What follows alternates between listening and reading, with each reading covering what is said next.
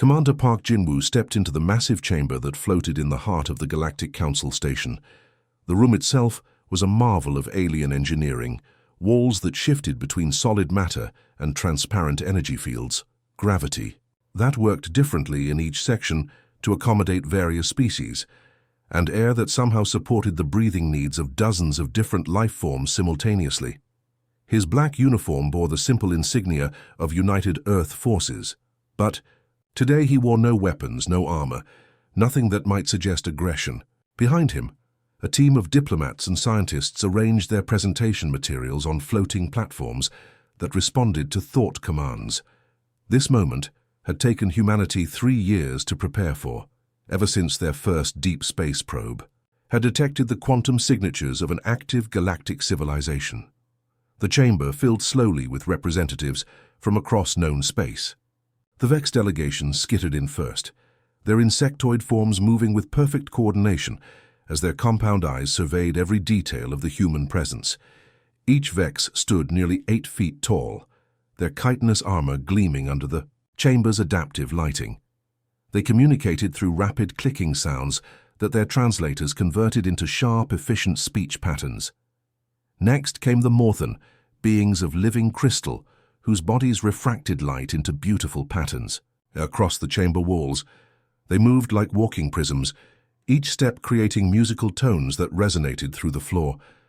Their leader, a towering figure whose crystal structure contained swirling galaxies of color, took position near the chamber's energy core where the electromagnetic fields would enhance their natural communication abilities. But it was the Korthak delegation that drew the most attention. These reptilian warriors had built the largest military empire in the galaxy through conquest and intimidation. Their scales ranged from deep emerald to blood red, and each carried ceremonial weapons that were nonetheless fully functional. War Chief Thekmor, their leader, stood nearly 9 feet tall with battle scars across his hide that told stories of 100 conflicts. Jin-woo activated his presentation as the chamber fell silent. Holographic images of Earth appeared around them, cities where humans worked together, hospitals where they healed each other, schools where children learned about cooperation rather than conquest. Honored representatives, Jin-woo began, his voice carrying clearly through the translation matrix. We stand before you not as another species seeking dominance, but as children finally ready to join a larger family. Humanity has walked a long and bloody path to reach this moment. The hologram shifted to show images from human history, not the sanitized versions from textbooks, but raw footage of battlefields, destroyed cities, the aftermath of wars that had nearly destroyed their species multiple times. Ambassador Lee So-young, seated at the diplomatic table, watched the alien faces carefully as these images played. We have learned that violence is easy, Jin-woo continued. Any species can destroy, any civilization can conquer, but we have discovered something far more difficult: the courage to choose peace when you have the power to choose war.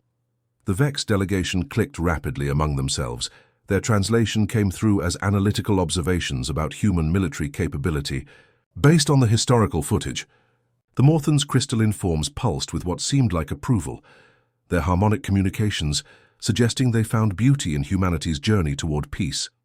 But from the Korthak section came low growls and hissing sounds that their translators rendered as dismissive laughter. So-young stood gracefully, her voice soft but clear as she addressed the assembly. We offer our knowledge freely, our medical advances, our agricultural techniques, our artistic achievements. We ask only for the chance to learn from you in return. Our greatest dream is to explore the galaxy not as conquerors but as students. She gestured to another set of holograms showing human achievements in science and culture. Spacecraft designed for exploration rather than war, space stations built for research and cooperation, terraforming projects that created gardens rather than fortresses. The presentation lasted 2 hours, with Jin-woo and his team answering questions about human society, technology, and intentions. They spoke honestly about their violent past, their ongoing struggles with their own nature, and their commitment to building a better future. When the formal session ended, the various delegations broke into smaller groups for private discussions. It was then that Thekmor's true reaction became clear. In a side chamber reserved for military discussions, the Korthak leader's laughter echoed off the walls. "Did you see how they presented their own defeats as victories?" he rumbled to General Vorthak, his second in command. "They showed us every weakness, every moment of hesitation. They practically drew us maps of their defensive positions by showing us what they call their peaceful colonies." Vorthak's scarred snout twisted into what might have been a grin. "They speak of choosing peace as if it were strength. But we know better. Peace is what the weak choose when they cannot achieve victory. Their worlds are scattered, their military divided into exploration and research missions. They have made themselves perfect prey." Unknown to the humans, similar conversations were happening throughout the station. The Vex calculated human industrial capacity and found it wanting compared to established military powers. The Morthen, despite their apparent approval, noted that human emotional responses could be easily manipulated through their attachment to civilian populations. Only a few species, those who had themselves learned hard lessons about the costs of aggression, recognized something familiar in humanity's words. But their voices were few, and their warnings would go unheeded. When the Galactic Council reconvened for the final vote on humanity's application for membership, the decision was swift and unanimous, but not in the way humans had hoped. Thekmor stood to deliver the verdict, his massive form dominating the chamber. "The Council has decided that humanity requires protection and guidance as they adjust to galactic civilization. The Korthak Empire graciously accepts the responsibility of integrating human space into our protective sphere." The words hit the human delegation like physical blows. This wasn't membership. It was annexation dressed in diplomatic language. Jin Wu's voice remained steady, though his knuckles whitened as he gripped the podium. "We respectfully decline this protection. Humanity will remain independent while we continue to seek peaceful relationships with all species." The laughter that erupted from the Korthak delegation was not translated. Its meaning was universal. The stars around Jupiter suddenly twisted and bent as massive shapes tore through the fabric of space itself. One by one, the ships of the Korthak Seventh Fleet materialized from hyperspace, like ancient sea monsters rising from dark waters. Their hulls were black as void, covered in spikes and armor plating that spoke of countless battles across the galaxy. Admiral Gorthek stood on the bridge of his flagship, the Blood Talon, watching the blue marble of Earth grow larger on his screens. His reptilian eyes gleamed with satisfaction as he counted the human world spread before him like ripe fruit waiting to be plucked. Mars glowed red in the distance, while the asteroid belt sparkled with mining stations and research. "Outposts! Pathetic," he hissed, his forked tongue tasting the recycled air of his command deck. "Look how they scatter their defenses. No concentrated fleet, no battle stations guarding their homeworld. These humans truly are as weak as they appeared before the Council." His sensor officer, a younger Korthak named Vektar, leaned over his console with confusion evident in his posture. "Admiral, I'm detecting movement throughout the system. Multiple contacts shifting positions, but their energy signatures are strange." Gorthek waved a clawed hand dismissively. "Merchant vessels fleeing to safety, nothing more. Focus our scans on military targets." On Mars, deep beneath the red planet's surface in a bunker that had been carved from solid rock, Colonel Kim Minho stood before a wall of displays that showed every corner of the solar system.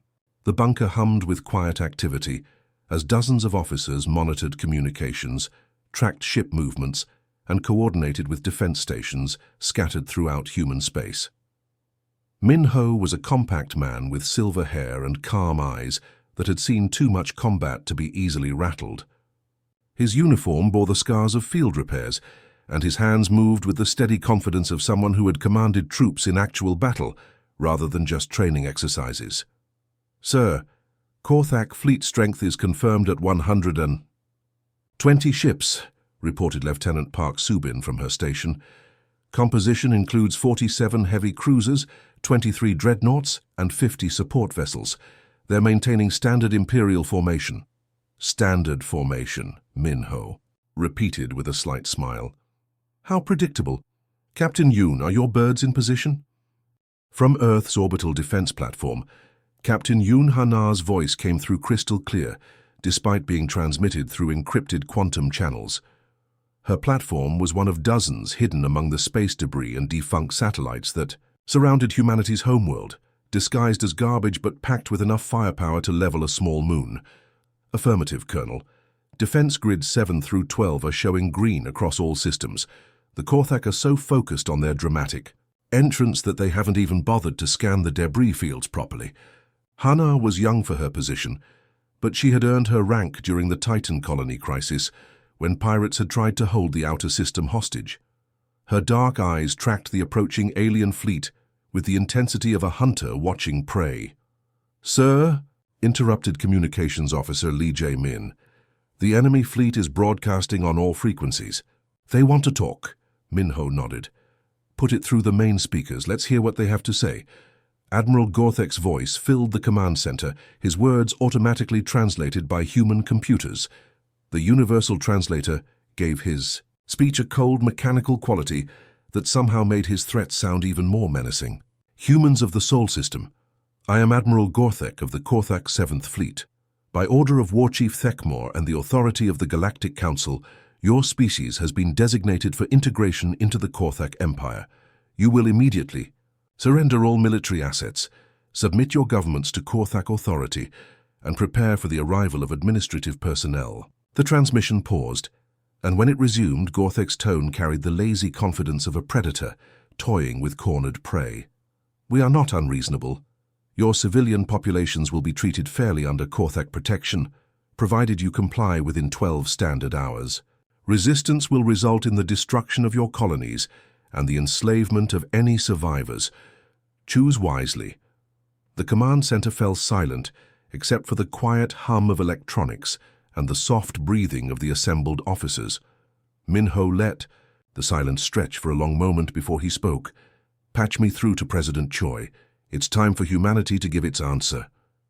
Minutes later, President Choi Dong-hyun's face appeared on screens throughout the solar system and across the galaxy. He was an older man with kind eyes and graying hair, the sort of person you might expect to see teaching children or running a small business rather than leading a planet. But there was steel in his voice when he spoke. "Admiral Gorthek, representatives of the Korthak Empire, and any others who may be listening across the galaxy. 3 months ago we came before the Galactic Council with open hands and peaceful hearts. We offered friendship, cooperation, and mutual prosperity." His expression hardened slightly, though his voice remained steady and calm. "You responded with threats and demands for surrender. You mistake our desire for peace as weakness, our preference for diplomacy as cowardice. This is your error, not ours." On the bridge of the Blood Talon, several Korthak officers exchanged amused glances. One actually laughed, a sound like rocks grinding together. President Choi continued, his words now being broadcast to every corner of human space and beyond, carried by communication relays that would ensure the galaxy heard humanity's response. "We offered you friendship. You chose war, so be it. Humanity will defend itself, our worlds, and our right to exist as free beings. We do not seek conquest, but we will not submit to it. We do not glorify violence, but we will not be victims of it." He paused, and when he spoke again, his voice carried a weight that seemed to press against the very air. "To the Korthak fleet now in our system, you have 12 hours to withdraw. After that, any vessel that remains will be considered hostile and dealt with accordingly. We have given you fair warning." The transmission ended, leaving the Korthak bridge in stunned silence for several seconds before erupting in laughter. Admiral Gorthek's eyes glowed with predatory amusement as he turned to his tactical officer. "Did you hear that? They're giving us an ultimatum. Mark this moment, warriors. When future generations ask how the great human empire fell, we'll tell them it ended with empty threats and foolish pride." He settled back into his command chair, claws clicking against the armrests. "Begin standard bombardment procedures. Target their major cities first. Once we break their spirit, the rest will surrender quickly enough." But deep in his Mars bunker, Colonel Minho was already 3 steps ahead. His fingers danced across holographic controls as he activated communication, systems that the Korthak sensors had never detected. All stations, this is command. Execute Pattern Delta. Repeat, Pattern Delta is now in effect. Hunter-killer squadrons to attack positions. Defense platforms to active status. Begin the dance, people. Let's show our guests what happens when you mistake humanity's mercy for weakness. Across the solar system, what the Korthak had dismissed has fleeing civilian traffic suddenly revealed its true nature. Hidden weapons platforms emerged from asteroid fields where they had waited for decades. Stealth ships that had been invisible to alien sensors powered up their combat systems. And from the depths of space, humanity's true military might began to move with the coordinated precision of a predator that had been lying in wait. The Korthak had 12 hours to reconsider their position. They would need every minute of it. The 12 hours passed like drops of water, falling from a leaky faucet. On the bridge of the Blood Talon, Admiral Gorthek watched the chronometer count down to 0 with growing anticipation. His scaled fingers drummed against his command chair as he imagined the easy victory that awaited him. "Time," announced his tactical officer. "Signal all ships," Gorthek commanded, rising from his seat with predatory grace. "Begin the demonstration. Target their orbital installations first, then move to major population centers. Make it quick and decisive." The Korthak dreadnoughts aligned themselves in perfect formation, their massive hulls bristling with plasma cannons that could melt through asteroid belts. Each ship carried enough firepower to level continents, and the Admiral had brought one. 120 of them to this pathetic human system. "Firing solution locked," reported Weapons Officer Kethrak. "All ships report ready. Fire." Space lit up like a deadly aurora as streams of superheated plasma lanced out from the Korthak fleet. The energy beams crossed the void at the speed of light, aimed at the orbital platforms and defense stations that human sensors had detected around Earth and Mars. The plasma struck empty space where targets should have been. Gorthek's eyes narrowed. As he stared at his tactical display, "What happened? Where are their installations?" "Sir, sensors show the structures we targeted were holograms? Decoys? I don't understand how—" "Now," Captain Yunhana whispered into her comm unit from her position behind Luna's bulk, where her defense platform had been hidden in the moon's shadow for 3 months. What happened next would be studied in military academies across the galaxy for generations to come. The human defense grid didn't just activate, it erupted into existence like a flower of destruction blooming in the void. From within the asteroid belt, weapons platforms that had been disguised as mining equipment suddenly revealed their true nature. Massive railguns that had been built into the rocks themselves began firing streams of depleted uranium slugs at incredible velocities. Each projectile was no larger than a human fist, but moving at significant fractions of light speed. They carried more kinetic energy than nuclear warheads. Behind the Korthak formation, space itself seemed to ripple as dozens of human stealth fighters decloaked simultaneously. These weren't the bulky, heavily armored ships that most species favored, but sleek predators designed for speed and precision. Each carried experimental weapons that human scientists had been developing in secret for decades. Lieutenant Commander Bei Jin-Su led the first fighter squadron as they emerged from their hiding spots among the outer planets. His ship, the Silent Hunter, was painted in adaptive camouflage that bent light around its hull. As he locked onto the nearest Korthak cruiser, his targeting computer fed him data that would have been impossible to gather without months of preparation. "Fox 3, he called out, launching a spread of antimatter torpedoes that streaked toward their target like angry stars. But it was Earth's surface batteries that delivered the first killing blow. Deep beneath the Pacific Ocean, installations that appeared to be underwater research stations revealed themselves as massive electromagnetic launchers. The first salvo consisted of tungsten rods the size of telephone poles, accelerated to speeds that turned them into relativistic weapons of unimaginable power. The Korthak heavy cruiser, Bone Crusher, never knew what hit it. One moment it was maintaining formation with the fleet, its shields powered and weapons ready. The next, a tungsten penetrator punched through its hull like a needle through paper, the kinetic energy release vaporizing the ship's entire midsection in a flash of white-hot plasma. Admiral Gorthek watched in frozen horror as his tactical display updated. Red icons began appearing throughout his formation as human weapons found their targets with surgical precision. Ships that had terrorized dozens of worlds were dying in seconds, their shields useless against weapons that struck with such incredible force that they bypassed energy defenses entirely. "Impossible," he roared, his claws leaving gouges in his command chair's armrests. "Their technology is decades behind ours. How can they—" "Sir," interrupted his sensor officer, voice cracking with panic. "Multiple contacts emerging from the Jupiter system. It's an entire fleet. They've been hiding behind the gas giant." The human reserve fleet emerged from Jupiter's massive gravity, well like a pack of wolves that had been lying in wait. These weren't exploration vessels or research ships. They were warships, pure and simple, designed with one purpose in mind. Leading them was Admiral Park Hyun-woo aboard the battleship, Indomitable, a vessel that looked nothing like the peaceful exploration craft humanity had shown to the galaxy. From his command bunker on Earth, General Park Soo-jin watched the battle unfold with the calm detachment of a master chess player. Multiple screens showed him every aspect of the engagement, from individual fighter duels to the larger tactical picture. His aide, Colonel Yoon Seo-jin, stood beside him with the expression of grim satisfaction. "Enemy formation is breaking apart," she reported. "They're trying to reform into defensive positions, but our fighters are staying inside their formation envelope. They can't use their heavy weapons without hitting their own ships." Soo-jin nodded approvingly. "Classic mistake. They came expecting to fight a defensive battle against fixed installations.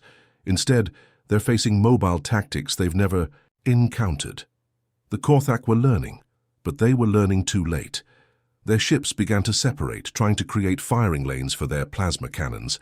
Some attempted to retreat to longer range, where their superior numbers might tell. Others charged forward, hoping to close with the human fighters where their heavier armor might provide an advantage. None of it worked. Human tactics had been forged in the crucible of their own violent history. These weren't theorists or parade ground. Soldiers, they were the inheritors of generations of hard-won military knowledge. Every maneuver had been tested in blood, every strategy refined through necessity. The battle lasted 4 hours. When it ended, the Korthak 7th Fleet had ceased to exist as a fighting force. 73 ships had been completely destroyed, their crews vaporized in the instant kill shots that human weapons delivered. 22 more were crippled beyond repair, their hulks drifting through space as monuments to Korthak arrogance. Only 25 ships remained functional enough to retreat, and even these bore scars that would mark them for the rest of their service lives. Admiral Gothek sat in stunned silence on his bridge as damage reports flooded in. His flagship had lost 2/3 of its weapons systems and was venting atmosphere from dozens of hull breaches.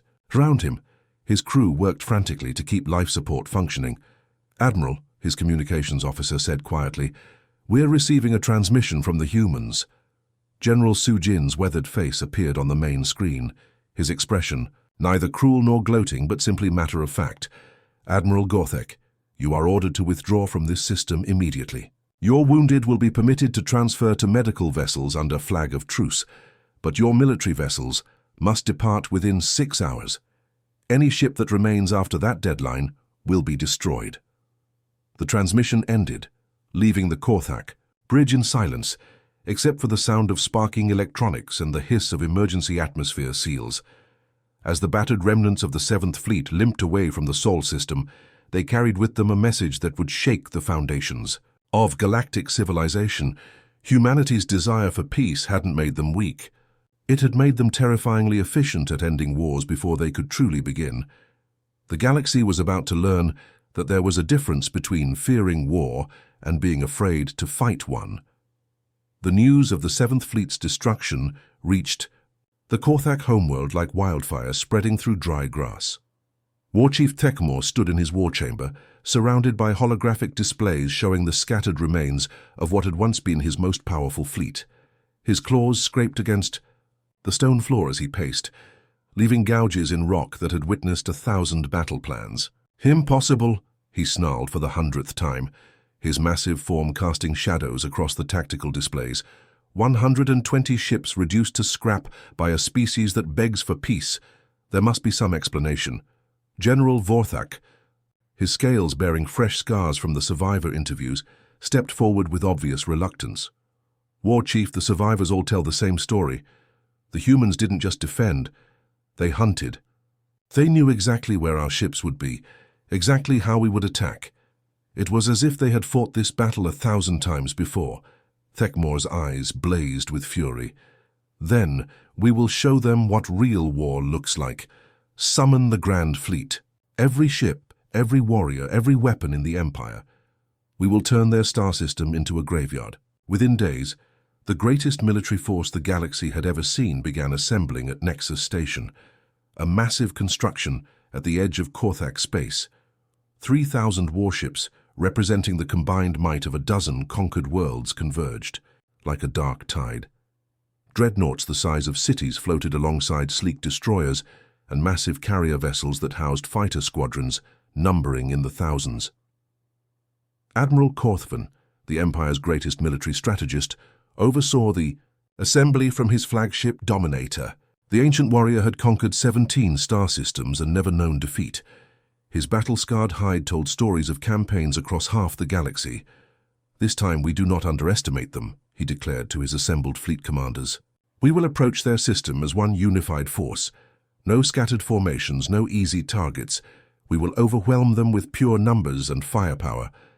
But the Grand Fleet never reached the Sol system. 3 days into their journey, while the massive Armada was refueling at a supply depot in the Epsilon sector, space itself seemed to come alive with deadly purpose.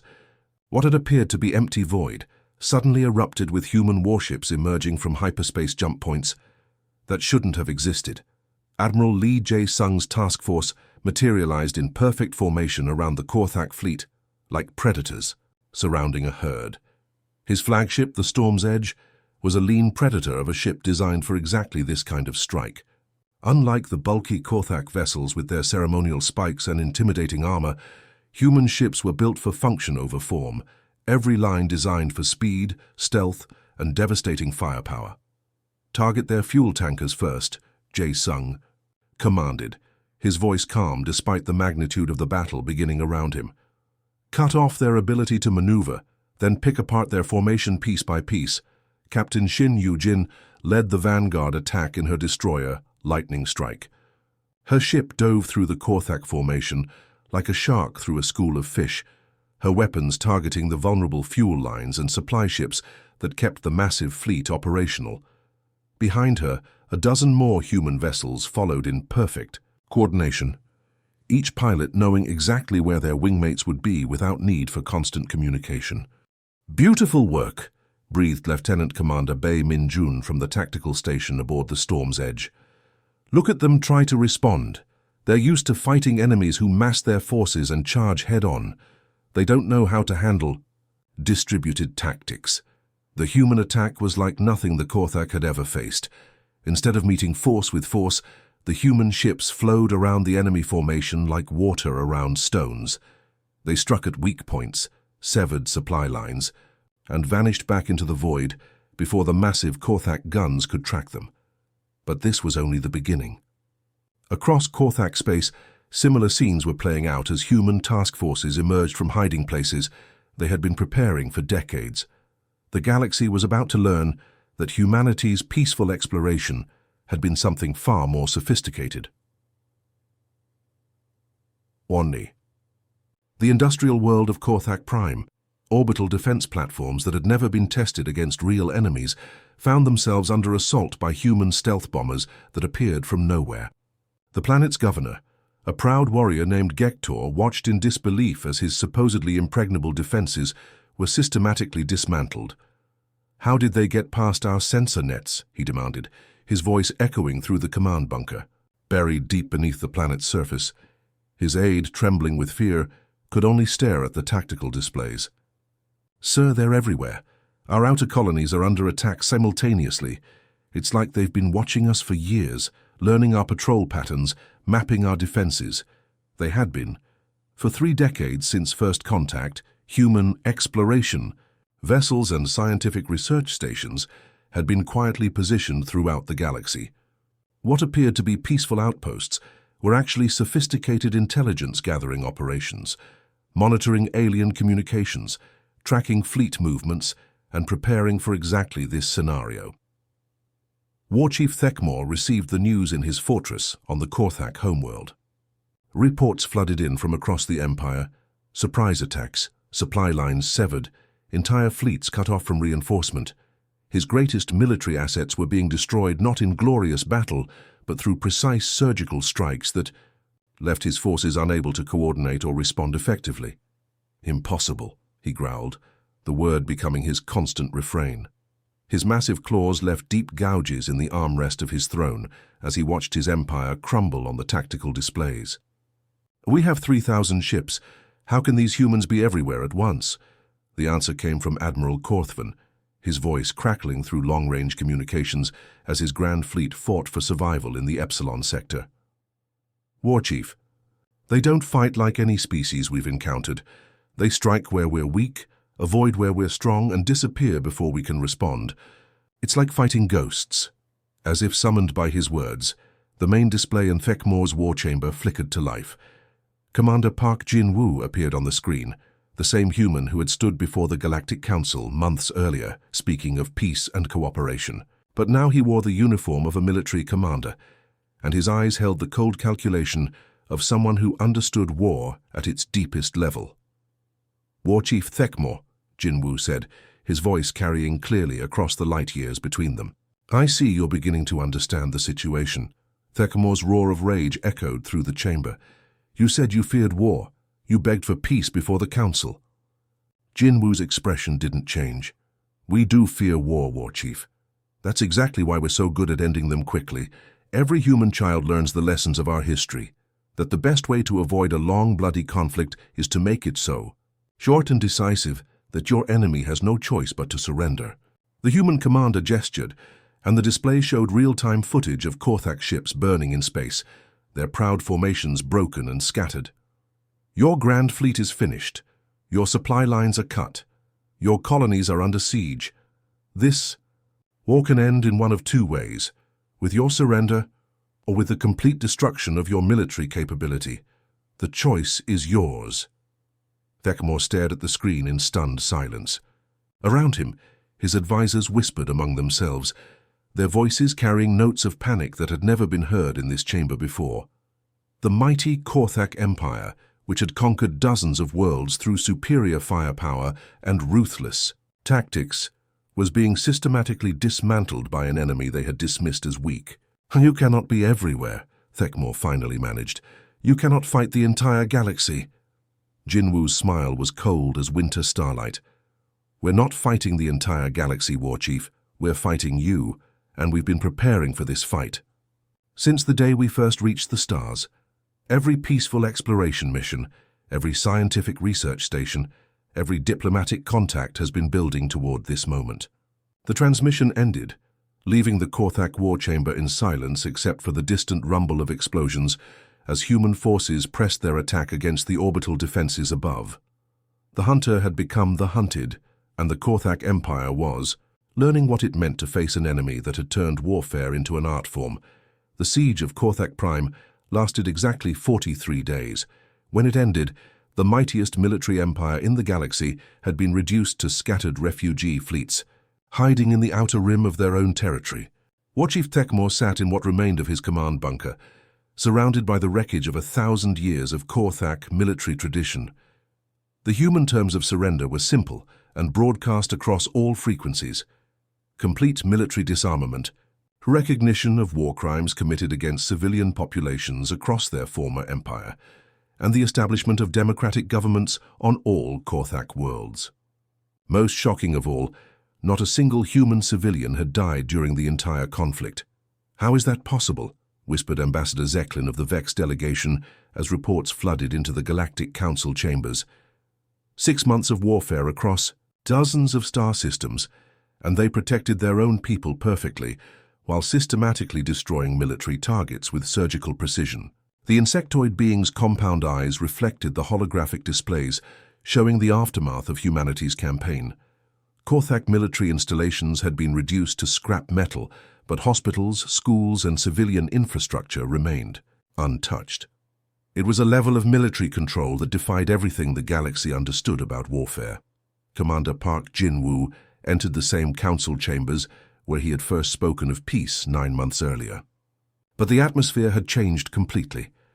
Where once there had been dismissive laughter and condescending whispers, now there was profound silence as representatives from across the galaxy watched him with expressions ranging from awe to barely concealed terror.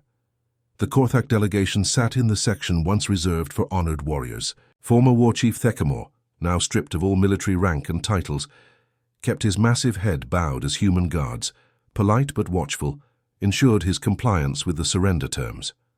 His scales had lost their lustrous sheen, and his once proud bearing had been replaced by the defeated posture of a predator that had discovered it was actually prey. Honored representatives, Jin-woo began, his voice carrying the same calm tone he had used during humanity's first diplomatic contact. We gather today not in victory but in hope. The conflict with the Korthak Empire has ended, and now we must build something better from what remains. He activated a holographic display showing detailed plans for reconstruction across former Korthak territory. We offer the Korthak people full restoration of their civilian government and infrastructure. Human engineering teams are already working to repair the damage caused by our military operations. We ask only for reparations to cover our defensive preparations and a formal apology to the families of those who lost loved ones to Korthak aggression. A murmur ran through the assembly. The terms were not just generous, they were unprecedented. Throughout galactic history, conquered empires had been enslaved, their worlds stripped of resources, their populations scattered to the solar winds. No species had ever offered to rebuild what they had just finished destroying. Thekmor's massive head lifted slowly, his reptilian eyes reflecting confusion and something that might have been shame. You're not going to enslave us. Destroy our worlds? Turn our children into workers for your empire? Ambassador Lee So-young stepped forward from her position at the diplomatic table, her expression carrying the same gentle sadness that had characterized humanity's first appearance before the Council. That's not who we are, Thekmor. We told you from the beginning. We've seen too much war to glorify it. We understand what happens when the cycle of violence continues unchecked. The crystalline Morthan representative, Shalthis, whose harmonic voice had once approved of humanity's peaceful message, now chimed with notes of bewilderment. We don't understand humans. Your military superiority is absolute. Your strategic capabilities exceed anything we thought possible. You could rule us all, reshape the galaxy according to your desires. Why do you choose this? The main display flickered to life, showing President Choi Dong-hyun speaking from his office on Earth. Behind him, through the windows, the lights of Seoul sparkled like earthbound stars, a reminder of humanity's own journey from a war-torn world to something greater. Representative Shalthis, esteemed members of the Council, Choi said, his weathered face reflecting decades of leadership during humanity's most challenging period. We don't want to rule anyone. When we first reached for the stars, our dream was simple: to explore, to learn, to make friends among the cosmos. That dream hasn't changed. He paused, his eyes growing distant as if remembering something painful. But we learned long ago that if you want peace, you must be prepared for war. Our ancestors paid that lesson in blood across centuries of conflict. They fought 2 world wars that nearly destroyed our species. They built weapons that could crack planets and turn solar systems into graveyards. General Park Soo-jin stepped into view beside the president, his uniform bearing the subtle scars of field repairs and his face showing the weathered calm of someone who had seen too much combat. We remembered those lessons so we wouldn't have to pay the price again. Every human child learns about the wars that almost ended us. We study them not to glorify violence, but to understand its true cost. The general's eyes swept across the assembled aliens, his gaze lingering on each delegation. Humans don't fear war because we're weak. We fear it because we know exactly how good we are at it. We know what happens when we stop holding back, when we let the old instincts take control. We've seen where that path leads. A new voice entered the conversation as Admiral Lee Jae-sung appeared on a secondary display from the bridge of his flagship, still patrolling the outer reaches of former Korthak space. The galaxy assumes that peace-loving means incapable of violence. This is a dangerous mistake. We chose peace because we understood war so completely that we knew it should only be used when all other options had failed. Captain Shin Yu-jin's image joined the display from her destroyer, where she was overseeing the safe passage of Korthak civilian refugees to protected zones. Every human military officer studies the campaigns of our ancestors, not just the victories but the defeats, the mistakes, the innocent lives lost to poor planning and rash decisions. We learned to win wars by understanding how to prevent them. The Galactic Council sat in stunned silence as the full scope of humanity's approach became clear. This wasn't just military superiority, it was a completely different philosophy of power itself. The Vex delegate Zeklin's clicking speech was translated with obvious strain in the mechanical voice. You prepared for war while hoping for peace. You built the capability to destroy us all while genuinely seeking friendship. How does the galaxy process this contradiction? Commander Jinwoo's smile held no triumph, only tired wisdom. There's no contradiction. We prepared for war precisely because we hoped for peace. Every weapon we built, every strategy. We developed every hidden base we established. All of it was meant to ensure that when conflict came, it would be short, decisive, and result in lasting peace rather than ongoing cycles of revenge. He gestured to the holographic displays showing reconstruction efforts across former Korthak territory. We could have glassed their worlds from orbit. We could have reduced their empire to radioactive ruins in a matter of days.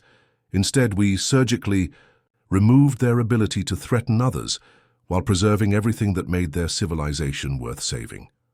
From his position among the defeated delegation, Thekmor slowly rose to his full, imposing height.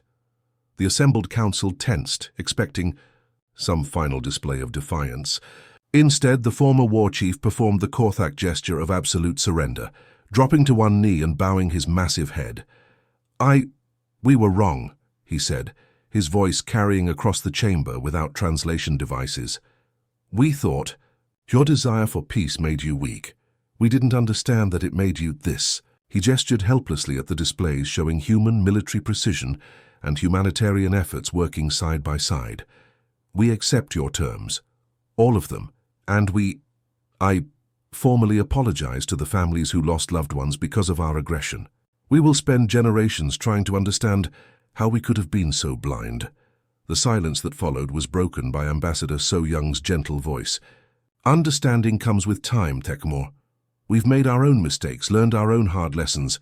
What matters now is building something better together. As the formal ceremony concluded and the various delegations began to file out, the galaxy had fundamentally changed. Human space was now marked on every star chart as protected territory, not because humanity had demanded it, but because every species now understood the difference between choosing peace and being capable of only peace. The humans had kept their original promise. They wanted to be partners, not conquerors. They had simply made it clear that the choice of partnership or conflict was up to their neighbors. In the years that followed, the phrase human-style diplomacy entered galactic vocabulary, meaning the practice of hoping for the best while being thoroughly prepared for the worst. It became the foundation for a new kind of galactic civilization, one where peace was maintained not through fear or weakness, but through the mutual understanding that some species were simply too dangerous to fight and too valuable as friends to antagonize. The galaxy had learned that humanity's greatest weapon wasn't their technology or tactics, it was their wisdom to know when not to use either. The end.